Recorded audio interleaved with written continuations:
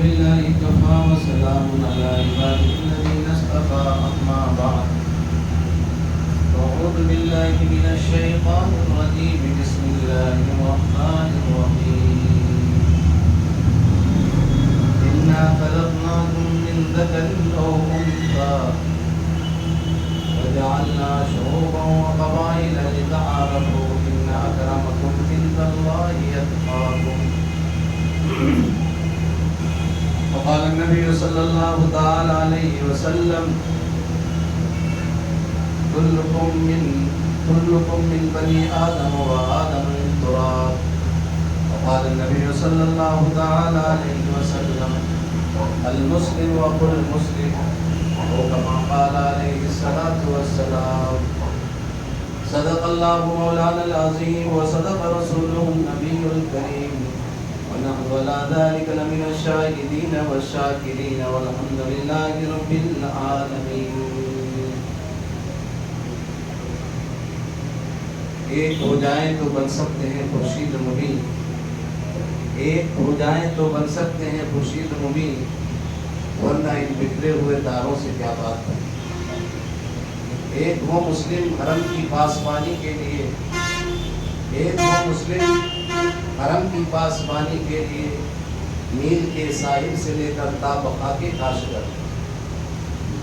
درود شریف پڑھ لیجیے. اللہم صلی علی سیدنا حبیبنا و شفیعنا کریمنا مولانا محمد البارک وسلم صلاۃ دائمۃ ابدا علی حبیبک خیر الخلق. میرے بھائیوں، بزرگوں اور دوستوں، اللہ جل جلالہ و منوالہ کا بہترین بڑا احسان و کرم کہ اس نے ہمیں اور آپ کو اپنی مقدس بارگاہ میں حاضری کی توفیق عطا کی.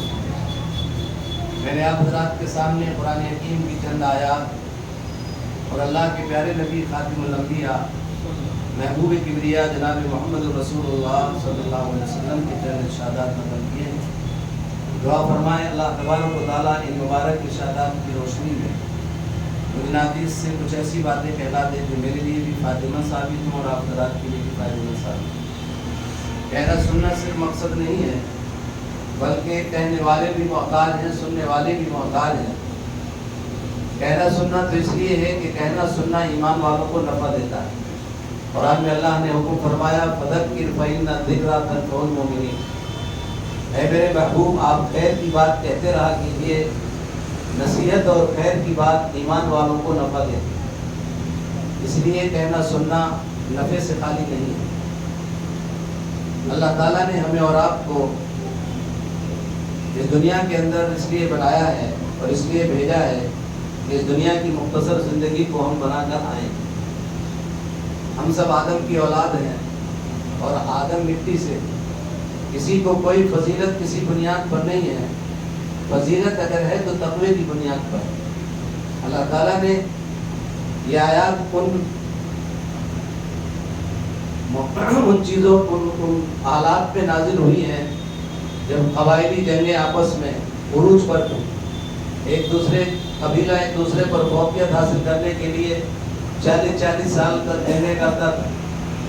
اونٹ کے پلانے پر جنگیں ہو جایا کرتی تھی کہ میرے دادا اس طرح افضل ہیں کہ میرے دادا کے پاس 200 سال پرانی شراب ہے. دوسرا کہتا کہ میں اس لیے افضل ہوں کہ میرے دادا کے پاس 300 فالٹی کی شرابیں ہیں. شرابوں کی کوالٹیاں اور قسمیں اور پرانی شرابوں کی بنیاد پر آپس میں فخر کیا کرتے تھے. اور جہالت کی انتہا یہاں تک تھی وہ اس پر فخر کرتے تھے کہ میرے دادا، میں فلاں قبیلے کا ہوں اس لیے کہ میرے فلاں قبیلے کے جو بڑے دادا تھے ان کے پاس 200 بیویاں تھیں، ان کے پاس 50 لونڈیاں رکھتے تھے، وہ اتنی عورتوں سے شادی کیے. یہ جہالت کی بنیاد ہے فخر پر. اور ہم اس لیے فضیلت رکھتے ہیں کہ ہم اتنے لوگوں کو پچھاڑ دیتے تھے.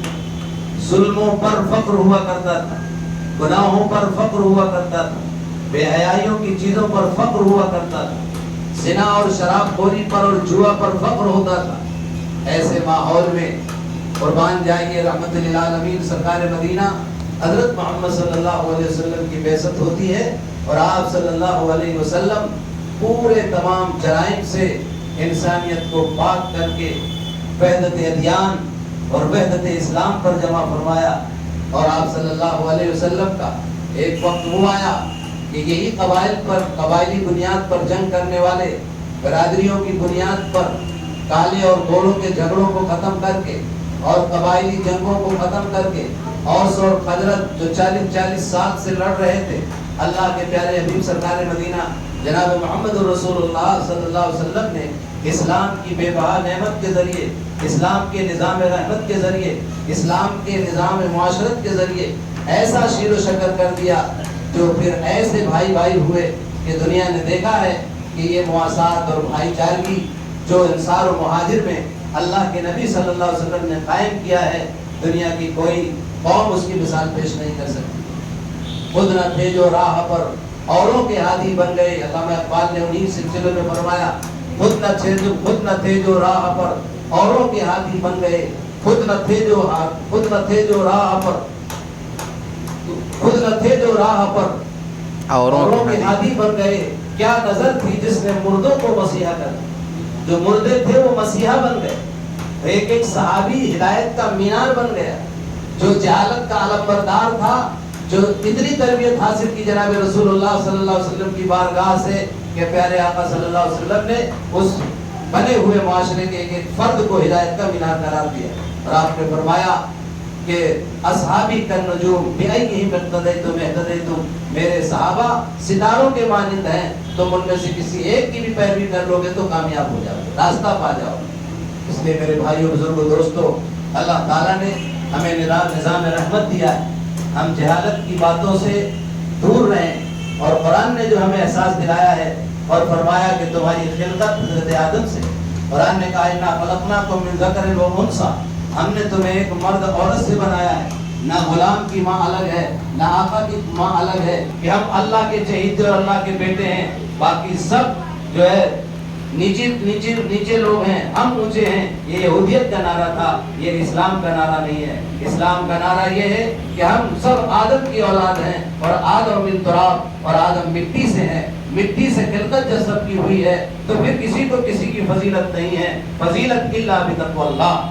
اور آپ نے اس آخری پیغام کو حجۃ الوداع کے موقع پر 1.25 لاکھ صحابہ کے مجمع میں سب کو اکٹھا کر کے، جہاں کالے بھی تھے، گورے بھی تھے، قریشی بھی تھے، انصاری بھی تھے، 1.25 لاکھ کا مجمع، مختلف خاندانوں کا مجموعہ تھا، مختلف برادریوں کا مجموعہ تھا، مختلف علاقے کے رہنے والے صحابہ مختلف قوموں کی جماعتوں کی نمائندگی کرتے ہوئے 1.25 لاکھ کے صحابہ کے مجمع کو خطاب کر کے یہ فرمایا کہ خبردار تم سب آدم کی اولاد ہو، اور آدم مٹی سے ہیں، اور تمہیں کسی کو کسی پر کوئی فضیلت نہیں ہے.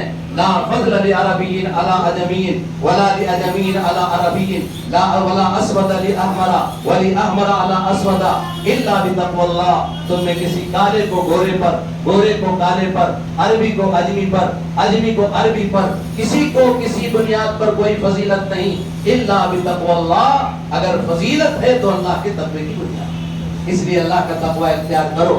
اس لیے حضرت سیدنا بلال رضی اللہ تعالیٰ عنہ، بلال حبشہ کے رہنے والے، کالے کلوٹے چپٹی ناک والے، جو عربوں کے سامنے بالکل ہیج نظر آتے، لیکن جب اسلام کی مایا، اسلام کی دولت سے وہ آراستہ ہوئے تو سیدنا بلال کو حضرت عمر فاروق رضی اللہ تعالیٰ عنہ جیسے خلیفہ دوم یا سیدنا بلال کہہ کر پکارتے، اے ہمارے سردار بلال. حضرت بلال کو اللہ تعالیٰ نے ظاہری شکل صورت نہیں عطا کی تھی، لیکن ایمان کی تقویت اور ایمان کا وہ سرمایہ ان کے دل میں تھا کہ حضرت عمر فاروق رضی اللہ تعالیٰ عنہ جیسے سیدنا بلال کہہ کر کے پکارتے. یہ اسلام کا بین ثبوت ہے، اسلام کا نظام رحمت ہے کہ اسلام تقوی کی بنیاد پر فضیلت کا قائل ہے، کسی سلسلے کی بنیاد پر فضیلت کا قائل نہیں ہے. 1.25 لاکھ کے صحابہ کے مجمع کو سارے لوگ جہاں موجود تھے، حضور اکرم صلی اللہ علیہ وسلم نے کالے اور گھوڑوں کے جھگڑے کو نمٹایا. جو بڑے بڑی عرب کی قومیں، ایران اور عراق، اور جو بڑی بڑی روس اور اس وقت کی بڑی بڑی سلطنت رومن امپائر बड़ी बड़ी सल्तनतें जो उस वक्त अपने आप को तहजीब याफ्ता कहलाती थी, वो भी झगड़े को नहीं निपटा सके। काले और गोरों की हमेशा झगड़े, और आज भी हो रहे हैं यूरोप के अंदर, काले गोरों को मार रहे हैं, गोरे काले को मार रहे हैं। ये इस्लाम का निजाम रहमत है, जहाँ काले और गोरे दुनिया के मुख्तलिफ कबीले और खानदान के लोग जब पढ़ते हैं ला इलाहा इल्लल्लाह मुहम्मद रसूलुल्लाह सल्लल्लाहु अलैहि वसल्लम, तो एक खानदान और एक कबीले जैसे हो जाते हैं, जिसको हुजूर अकरम सल्लल्लाहु अलैहि वसल्लम ने फरमाया अल मुस्लिम अकुल मुस्लिम, एक मुसलमान दूसरे मुसलमान का भाई। यहाँ तक फरमाया अल मुस्लिम का जसद वाहिद, एक मुसलमान एक जिस्म की तरह है। दुनिया के किसी कोने में कलमे तौहीद का पढ़ने वाला, चाहे किसी खानदान और बरादरी से ताल्लुक रखता हो, जिसने कलमे तौहीद को पढ़ लिया है वो हमारा भाई है। अगर उसके किसी एक जिस्म को, जिस तरह एक जिस्म, सारे आज़ा एक जिस्म की तरह हैं कि अगर आंख को तकलीफ पहुंचती है तो पूरा जिस्म बेचैन हो जाता है, अगर उंगली को तकलीफ होती है तो पूरा जिस्म बेचैन हो जाता है। कुर्बान जाइए रहमतुल लिल आलमीन सरकार मदीना हजरत मोहम्मद मुस्तफा सल्लल्लाहु अलैहि वसल्लम की जात आली पर कि आपने ऐसी मिसाल दी है कि दुनिया की कोई बड़ा से बड़ा रहबर ऐसी मिसाल देकर नहीं समझा सकता। हुजूर अकरम सल्लल्लाहु अलैहि वसल्लम जवामिउल कलीम, आपने फरमाया वो तीतुल जवामिउल कलीम, मुझे जवामिउल कलीम अता किए गए। जवामिउल कलीम कहते हैं दरिया को कूजे में भर देना, एक छोटे से लफ्ज के जरिए से बहुत बड़ी बात कह देना। हुजूर ने एक छोटी सी बात अल मुस्लिम का जसद वाहिद के जरिए से दुनिया को एक इतना बड़ा पैगाम दिया है कि हजारों सफात की किताबें उसके पैगाम को नहीं पहुंचा सकती। आपने फरमाया एक मुसलमान दूसरे मुसलमान की तरह, एक जिस्म की तरह, जिस तरह जिस्म के मुख्तलिफ आज़ा हैं, 365 आज़ा हैं और कितने भी आज़ा हैं, अगर किसी एक को छोटे से छोटे उज़्व को तकलीफ पहुंचती है तो पूरा जिस्म उसका बेचैन हो जाता है। ऐसे ही मुसलमानों का आपस में एक दूसरे का दर्द होना चाहिए, एक इंसानियत का उसके दर्द होना चाहिए कि अगर किसी गोशे में, उसे किसी हिस्से में, मुल्क के किसी और दुनिया के किसी कोने में उसको तकलीफ पहुंचती है तो उसको एहसास होना चाहिए। लेकिन आज मेरे भाइयों वो एहसास हमारे दिल से निकल चुका है। आज भाई भाई का एहसास नहीं, भाई का बहन का एहसास नहीं, बहन को भाई का एहसास नहीं। अगर किसी को कोई तकलीफ पहुंच रही है, भाई बहन को तकलीफ पहुंच रही है और बहन ने कोई कभी बेइज्जती कर दी है तो भाई खुश होता, हाँ अब बहुत अच्छा, अब मजा आएगा। भाई की तकलीफ पर भाई खुश हो रहा है, बहन की तकलीफ पर भाई खुश हो रहा है। आपस में दो देवरानी जेठानी एक दूसरे की तकलीफ के लिए ख्वाहा है, खुश नहीं बल्कि चाह रहे हैं कि कोई इसको तकलीफ पहुंचे। किसी के घर में कोई बीमारी आती है तो दूसरा घर खुशी मनाता, अच्छा अब लग रहा है इसका पैसा। रूह इंसानियत, रूह इस्लाम के खिलाफ हमारी जिंदगियां जा रही हैं। हम नमाजें पढ़ रहे हैं, रोजा भी रख रहे हैं, इबादत के बाब में आगे हैं, लेकिन जो एक गैरत इस्लामी अल्लाह के नबी सल्लल्लाहु अलैहि वसल्लम ने हमारे दिलों में पैदा की थी, इस्लाम की गैरत, इस्लामी उखुवत और हमदर्दी, आज उसका जनाजा निकला जा रहा है। क्यों? हमने उस तालीम से अपने आप को किनारा कशी अख्तियार की। वो अल्फाज, वो हदीस हम नहीं सुनते। तालीम के हल्के में बैठ करके अखलाकियात के बाब की वो हदीसें हमारी नजरों से गायब हैं, कुरान की वो आयत हमारी नजरों से गायब हैं। अल्लाह और उसके रसूल की बातों को हम ध्यान से नहीं सुनते। हम अखबार को देखते हैं, सोशल मीडिया को देखते हैं, दुनिया के प्रोपेगेंडों को देखते हैं। उन प्रोपेगेंडों को देखकर वैसी हमारी ज़हनियत बन गई। हमारी ज़हनियत कुरान वाली नहीं है, हमारी ज़हनियत हदीस वाली नहीं है, हमारी ज़हनियत नबी वाली नहीं है, हमारी ज़हनियत सहाबा वाली नहीं है। सहाबा के तरीके से अगर हम हटेंगे तो मेरे भाइयों हमारे माशरे में कभी दीन नहीं आ सकता। चाहे हम ज़ाहिरी एतबार से कितने भी दीनदार नजर आए, लेकिन अंदर हमारा खोखला हो। इसलिए आज जरूरत है इस बात की कि प्यारे आका सल्लल्लाहु अलैहि वसल्लम के नूरानी तरीके पर हम इत्तेहाद मिल्लत का सबूत दें। आज छोटे छोटे झगड़ों में, मामूली चीजों में उम्मत बिखर रही है, मुस्तहबात में लड़ रही है, ऊँटों को निकल रही है, बच्चों को छान रही है, बड़े बड़े हराम कामों में उम्मत मुब्तला है, जुए में मुब्तला है, शराब में मुब्तला है। उसके इस्लाह की हमें फिक्र नहीं है। हाँ फिक्र है, कब खड़ा होना है, हय्या अलैहि सलाम में खड़ा होना, नहीं तुम बैठ जाओ, हय्या अलैहि सलाम में नहीं, पहले खड़ा होना। ऐसी में लड़ रही है उम्मत। अरे हय्या अलैहि सलाह, हय्या अलैहि फलाह में लड़ने का वक्त नहीं है। तुम हय्या अलैहि सलाह में खड़े हो या हय्या अलैहि फलाह में खड़े हो या पहले खड़े हो, सभी दुरुस्त करना जरूरी है, नमाजों का पढ़ना दुरुस्त। ये चाहे जायज है वो जायज नहीं है। वहाँ फातिहा नहीं पढ़ सकता और नहीं पढ़ सकता, अरे भाई खूब पढ़ो, जितना आपको आता है खूब पढ़ो, खूब गरीबों को खिलाओ, किसी ने मना नहीं किया है। इस वक्त उम्मत के ये लड़ने का वक्त नहीं है। उम्मत को फराइज पर जंगते हुए, मुस्तहबात से अपने आप को दूर करते हुए, एक दूसरे के नजरिए को ڈائریکٹ جو ہے ٹارگیٹ نہ بناتے ہوئے توحید رسالت پر متفق ہو کر کے امت کو متحد ہونے کی ضرورت۔ آج بہت سے مسائل امت کے اندر ہیں، امت آج جوئے کی شکار ہے۔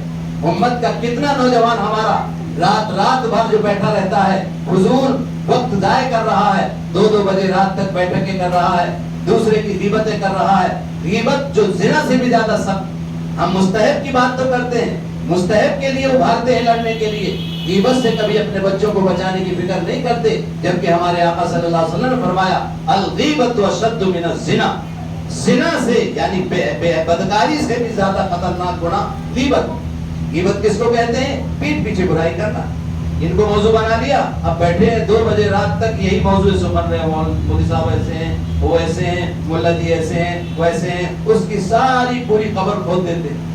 اب اس کے بعد پھر صبح ہوئی، رات ہوئی، پھر صبح بیٹھے، پھر گھومتے رہے۔ کوئی بیکاری کا دور ہے، بیکار بیٹھے ہوئے ہیں لوگ جو ہے۔ اب پھر جو ہے الزام کس پر؟ ارے حکومت بہت چڑھتی ہے ہم سے اور ہمارے نوجوان کامیاب نہیں ہوتے ہیں، ہمارے نوجوانوں کے ساتھ بڑا ناانصافی۔ ارے بھائی پڑھو لکھو گے نہیں، تم رات بھر غیبت کرو گے اور ان کے لڑکے پڑھیں گے تو جائے گا کون؟ کمپٹیشن میں ہمارے بچے نکلیں گے کہ ان کے بچے نکلیں گے؟ ہم نے اپنا ذہن ہی نہیں بنایا۔ ہمارے گھر میں مال ہے، اسباب ہیں، کتنے IAS آفیسر نکل رہے ہیں، وہاں دیکھو غریبوں کے بچے ان کے پڑھ کر کے IAS اور BCS میں جا رہے ہیں، بڑے بڑے ڈاکٹر انجینئر بن رہے ہیں۔ کتنا پرسنٹیج ہے ہمارے یہاں؟ اللہ کا شکر ہے پھر بھی ہمارے مودہ کے اندر سرکاری نوکریوں کا کافی ریشو ہے۔ اس کو ہٹا دو آپ اور دیکھو دوسری جگہوں پر تو کیا ہے، بولے بالکل۔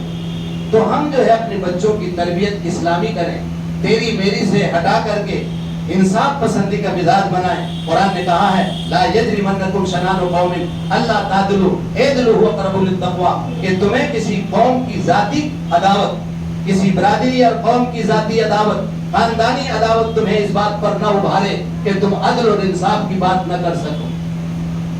اس لیے ہمارے چودھری صاحب اس لیے نہیں بولیں گے کہ یہ چودھری ہیں، اس لیے ان کی غلطی سب صحیح۔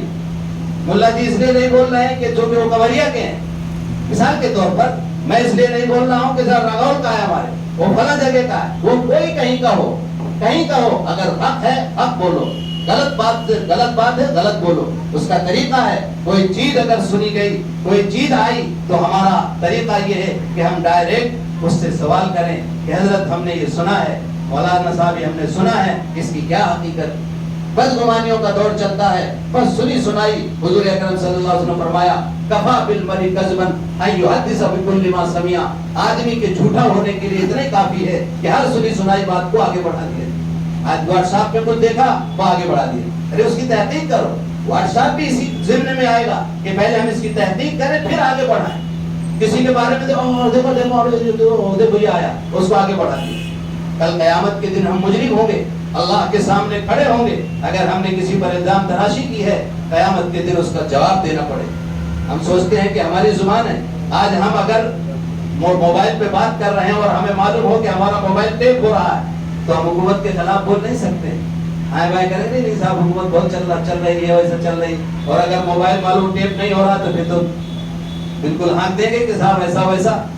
تو جب آپ کو موبائل کے ٹیپ کرنے کے ڈر سے آپ صحیح بات بھی نہیں کر سکتے ہو تو کیا آپ کو یہ ایمان نہیں ہے کہ کرامن کاتبین ہمارے لکھ رہے ہیں؟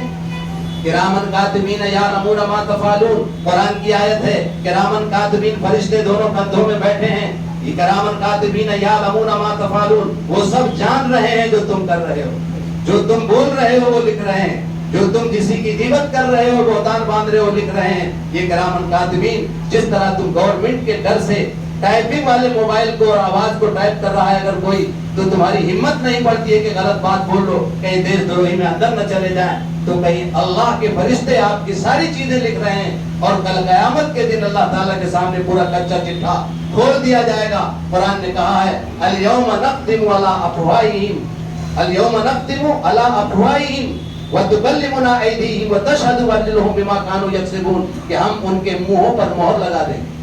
قیامت کے دن جو پڑ پڑ بولتی ہے نا زبان، اس پر مہر لگ جائے گی۔ الیوم نختم علی افواہہم وتکلمنا ایدیہم، ہمارے ہاتھ بولیں گے، تکلمنا ایدیہم وتشہد ارجلہم، ہمارے پیر بولیں گے۔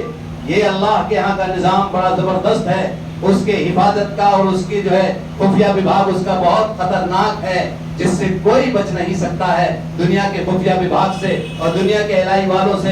ان کو کھلا پلا کے تو ہم بچ سکتے ہیں، لیکن یہ جو وبھاگ لگا ہوا ہے اور ہر فرشتہ لکھ رہا ہے، کرامن اور کاتبین ہماری ہر چیز نقل کر رہے ہیں، اللہ کے سامنے پوری فائل موجود ہوگی۔ تم زبان سے اس کو جھٹلا بھی نہیں سکو گے۔ تم نے ہاتھ سے اگر کسی کو ستایا ہے وہ ہاتھ بولے گا، زبان سے تم نے پیروں سے چل کر اگر گناہ کیے ہیں وہ پیر تمہارے بولیں گے۔ اور آج تو سائنسی دنیا نے اس سے اور قریب کر دیا قرآن سے۔ پہلے تو سمجھ میں نہیں آتا تھا کہ ہاتھ کیسے بولیں گے، آج بے جان ریل بول رہی ہے کہ نہیں بول رہی؟ ارے موبائل میں آپ ٹیپ کر رہے ہیں، اس میں کیا ہے؟ بے جان ریل ہے، اس میں پتیاں ہیں اور کچھ جو ہے اس کے چیزیں ہیں وہ بول رہی ہیں۔ جب انسان کا بنایا ہوا موبائل آپ کی ساری چیزوں کو ریکارڈ کر سکتا ہے تو اللہ کا بنایا ہوا سسٹم کیوں نہیں بولے گا؟ قرآن نے کہا ہے، سورہ یاسین کی آیت ہے، الیوم نختم علی افواہہم، کہ کل قیامت پہ وہ ایسا بھیانک اور سچا دن ہوگا جس دن کوئی کچھ چھپا نہیں سکے گا۔ ہم منہوں پر مہر لگا دیں گے ان کی زبانوں پر، پھر ان کے ہاتھ اور پیر، ان کے سارے اعضاء جو جو گناہ کیے ہوں گے وہ سب بولیں گے۔ اس لیے میرے بھائیوں بزرگوں دوستوں، فضول خرچیوں سے اور فضول بکواس سے اپنے اولاد کو بچائیں۔ علم میں ٹیکنالوجی کا دور ہے، جس وقت جس چیز کا مقابلہ ہو، آج ٹیکنالوجی اور علم کا زمانہ ہے، تو ہم اس میں اپنے بچوں کو آگے بڑھائیں، اپنے بچوں کو فضولیاتی سے بچائیں، فضول خرچی سے بچائیں۔ علم کے راستے پر دنیا کے سامنے ہمیں ایک اچھے ڈاکٹر کی ضرورت ہے، اچھے انجینئر کی ضرورت ہے، ایک اچھے IPS آفیسر کی ضرورت ہے، DM کی ضرورت ہے، SP کی ضرورت ہے۔ ہر وبھاگ میں ہمارا بچہ جائے تاکہ حق اور انصاف کے ساتھ اللہ کے مخلوق کو فائدہ پہنچا سکے اور انصاف کو قائم کر سکے۔ یہ بھی ایک راستہ ہے، یہ بھی ایک راستہ ہے مقابلے کا، اسلام کی خدمت کا۔ کوئی ضروری نہیں ہے کہ ہر ایک کو آپ عالم بنائیں۔ قرآن نے یہ مطالبہ نہیں کیا ہے، یہ مطالبہ ضرور کیا ہے کہ ہاں ایک پکے مسلمان بنو۔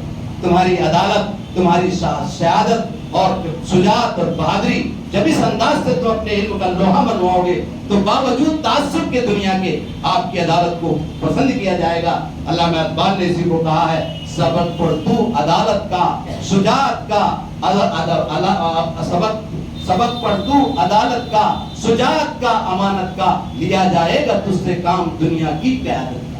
جب تم امانت اور عدالت کا سبق پڑھو گے اور جس دائرے میں جاؤ گے، آفیسر بن کر کے جاؤ گے، تو آپ کی تعریف دنیا کرے گا کہ صاحب خان صاحب ہیں، خان صاحب کے یہاں تو کوئی بھی چلا جائے ماشاءاللہ وہاں کوئی مسئلہ نہیں، چھوٹا بچہ بھی جائے گا ان کے یہاں ناانصافی نہیں ہوگی۔ کس چیز کو ہمیں قائم کرنا؟ ہمیں اس چیز کو نہیں کہ ان کے راستے پر جیسے وہ کما رہے ہیں ہم کو بھی کمانا ہے، نہیں، ہم اللہ اور اس کے رسول کے حکموں کی تابعداری کرتے ہوئے، اتحاد ملت کا ثبوت دیتے ہوئے، بغیر کسی فرق کے کہ ہم کون ہیں وہ کیا ہے، ہم ایک ہیں، سب ایمان والے ہیں، مسلمان ہیں۔ اللہ تعالیٰ نے ہمیں ایمان کی دولت سے سرفراز فرمایا ہے، جس بنیاد پر، تقوی کی بنیاد پر کامیابی ہمیں ملی ہے۔ ہمارے آقا صلی اللہ علیہ وسلم نے فرمایا خطبہ حجۃ الوداع کے موقع پر کہ کسی عربی کو کسی اجمی پر، کسی کالے کو کسی گورے پر، کسی خاندان کو کسی خاندان والے پر کوئی فضیلت نہیں ہے، صرف فضیلت الا بتقوی اللہ، اللہ کے تقوی کی بنیاد پر فضیلت ہے۔ تو اسی بنیاد پر ہمیں محنت کرنا ہے۔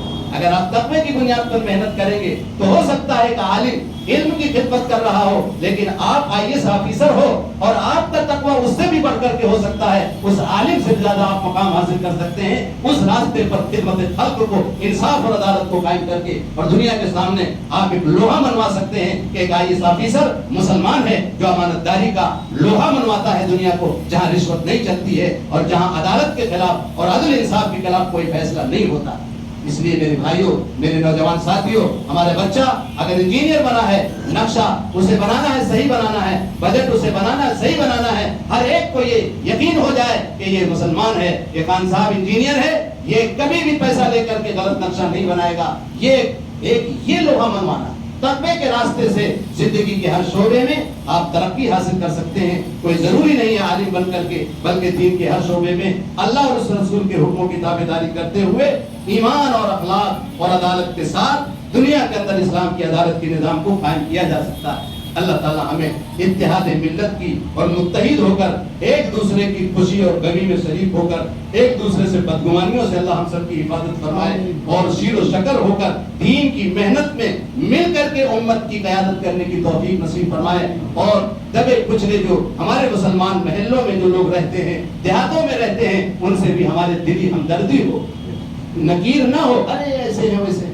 ارے ان پر ہمدردی ہو، ورنہ وہ ارتداد کے دہانے پر کھڑے ہیں. اگر آپ نے ان کے مکتب کی فکر نہیں کی، آپ نے ان دیہاتوں کی فکر نہیں کی، وہ تھوڑا سے پگار پہ بالکل بہت قریب ہے کہ تھوڑا سی ان کی محنت ہو جائے گی اور کوئی تحریکیں اگر پہنچ گئی تو مرتد ہونے کے قریب ہیں. اگر وہ مرتد ہو گئے تو قیامت کے دن ہم تمام مسلمانوں سے اس کا سوال ہوگا کہ تم اپنے اسلام پر کھڑے رہے اور ان کی فکر نہیں کی اور وہ اسلام کے دامن سے دنیا سے خالی ہو کر کے گئے. اس لیے ہماری ذمہ داری جہاں اپنے اسلام پر قائم رہنا ہے، ایسے ان تمام مسلمانوں کی ذمہ داری بھی ہے جو ادھر ادھر اطراف کی بستیاں ہیں. میں یہی کا واقعہ ہے، ایک محلہ ہے جہاں پہ آج مکتب کا افتتاح ہے، پوربی تروس میں. وہاں کے بارے میں مجھے خبر ملی کہ وہاں جب لوگ گئے پوچھا کہ تم کس کی امت میں ہو، تو انہی میں سے ایک فرد بتاتا ہے کہ ہم اپنے اس کی امت میں. بیچارے کو یہ نہیں معلوم کہ امت کا مطلب کیا ہے. وہ سمجھے کہ شاید پارٹی پوچھ رہا ہے. جب ہم نہیں بتائیں گے ان کو کہ امت کیا ہے، نبی کیا ہے، رسول کیا ہے، موٹی موٹی باتوں سے وہ خالی ہوں گے تو میرے بھائیوں ہنسنے کی بات نہیں ہے. یہ افسوس کی بات ہے کہ اسی موضوع میں ایسی بستیاں بھی موجود ہیں جہاں امت کا سوال کیا جائے تو وہ نبی کی امت کے بجائے اخلیص کی امت بتا رہا ہے. کیا ان کی فکر کرنا ہمارا ایمانی فریضہ نہیں ہے؟ کیا ہمارا مال، ہمارے اسباب، ہمارا علم کا وہ حصہ جو ہم نے حاصل کیا ہے، ہمارے نوجوانوں سے میری گزارش ہے کہ ایسی بستیوں پر بھرمن کریں، جائیں، گھومیں، تعلق رابطہ قائم کریں دین کے لیے، اور انہیں جس طرح دنیا کے مال کو ہم سپلائی کرتے ہیں اس سے ان کو دین کا مال بھی ہم سپلائی کریں، ان کو کلمہ پہنچائیں، دین پہنچائیں. یہ ہماری اور آپ کی اخلاقی ذمہ داری ہے. اللہ تعالی ہم سب کو نبی رحمت صلی اللہ علیہ وسلم کے فرمان کے مطابق ایک ہو کر کے پوری امت کی فکر کرنے کی توفیق نصیب فرمائے. وآخر دعوانا ان الحمد للہ رب العالمین.